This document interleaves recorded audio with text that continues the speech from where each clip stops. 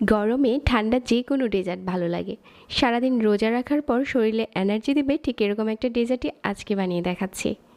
ডেজার্টটা বানানোর আগে একটা কাপে নিয়ে নিচ্ছি 2 টেবিল চামচ গুঁড়া দুধ।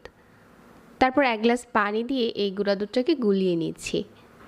তবে আপনারা সেম কাজটা করতে পারবেন যদি বাসায় লিকুইড মিল্ক থাকে ওইটা দিয়েও। ওই ক্ষেত্রে কাঁচা দুধ নেওয়া যাবে না, দুধটাকে জাল করে নিতে হবে। গুঁড়া দুধটা ভালো করে মেশানো হয়ে গেছে। তারপরে এই কাপটাকে একটা সাইডে রেখে দিয়ে আরও একটা বাটিতে আমি এখানে ডিম ভেঙে নিচ্ছি। আপনি এই ডেজার্টের সাইজ কতটা বড় করবেন ওইটা বুঝে ডিমগুলো নিয়ে নেবেন। 2টা ডিম দিয়েও বানাতে পারবেন, আবার চাইলে 4টা ডিম দিয়েও বানাতে পারবেন। আমি আজকে এখানে 4টা ডিম দিয়ে বানিয়ে নিচ্ছি।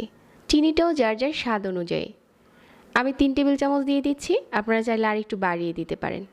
এখন এই ডিম আর চিনিটাকে ভালো করে মিশিয়ে নিচ্ছি। যতক্ষণ না চিনিটা গলে যাচ্ছে ততক্ষণ মেশাতে হবে। এখন এই চিনিটা পুরোপুরি গলে গেছে, আমার এই মিশ্রণটা এখন রেডি হয়ে গেছে। এখন এই ডিম চিনির মিশ্রণটাকে একটু ছেঁকে নেব। একটা স্ট্রেনারে নিয়ে একটু ছেঁকে নিচ্ছি। চাইলে কিন্তু এটা এভাবেও বানানো যাবে, তবে ছেঁকে বানালে ডেজার্টটা দেখতে দারুণ হবে। ডিমের এই মিশ্রণটা ছেঁকে নেওয়া হয়ে গেছে। যেই লিকুইড মিল্কটা আমি আগে থেকে মিশিয়ে রেখেছিলাম এখন এই ডিমের মিশ্রণে দিয়ে ভালো করে নেড়েচেড়ে মিশিয়ে নিচ্ছি। মেশানো হয়ে গেছে।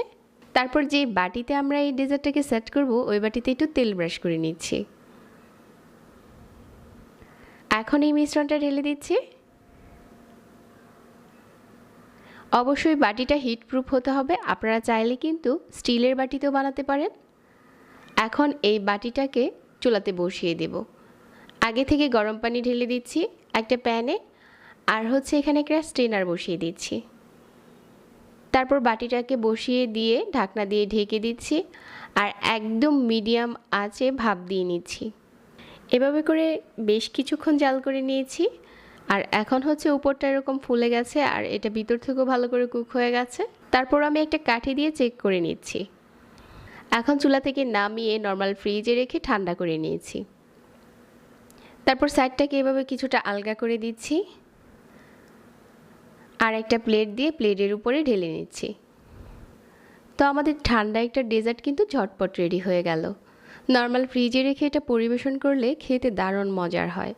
গরমে ঠান্ডা যে কোনো ডেজার্ট ভালো লাগে, আর সারাদিন রোজা রাখার পর দুধ ডিমের এরকম একটা ডেজার্ট তো শরীরে অনেক বেশি এনার্জি দেয়। যারা আজকের রেসিপি দেখেছেন সবাইকে ধন্যবাদ জানাচ্ছি। আরও নতুন নতুন রেসিপি পেতে পেজ ফলো করে রাখবেন, আর সেই সাথে চ্যানেল সাবস্ক্রাইব করবেন। সবাই অনেক ভালো থাকবেন। আজকে এখানেই বিদায় নিচ্ছি। আল্লাহ হাফেজ।